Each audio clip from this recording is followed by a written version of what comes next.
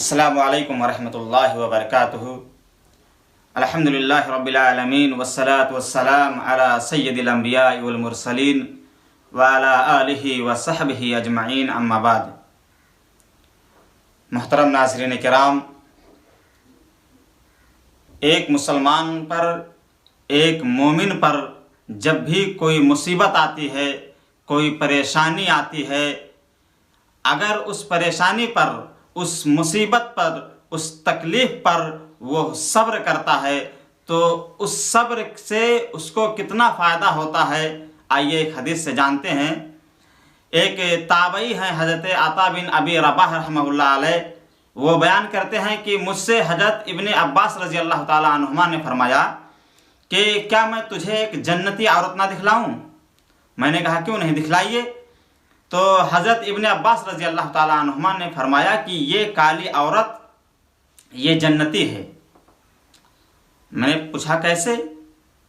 तो कहने लगे कि ये अल्लाह के रसूल सल्लल्लाहु अलैहि वसल्लम के पास आई थी और कहा था कि ऐ अल्लाह के रसूल सल्लल्लाहु अलैहि वसल्लम, मुझे एक बीमारी है, बहुत ही भयानक बीमारी।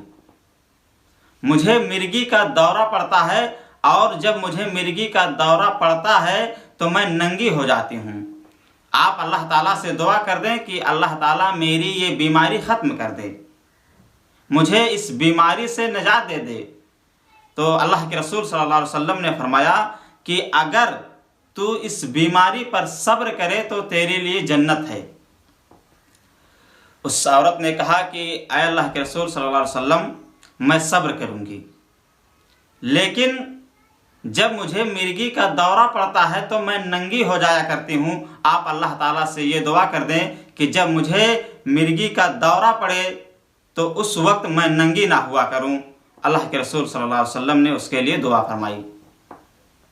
इस हदीस से ये हमें पता चलता है कि इंसान पर जब भी कोई मुसीबत आती है, कोई परेशानी आती है, कोई तकलीफ़ उसको पहुँचती है तो उस पर उसे सब्र करना चाहिए और अल्लाह तबारक व तआला से दुआ करते रहना चाहिए। और अगर इंसान सब्र करता है तो अल्लाह तबारक व तआला उसको उस तकलीफ़ के बदले में, उस मुसीबत के बदले में उसको गुनाहों को माफ़ फरमाते हैं।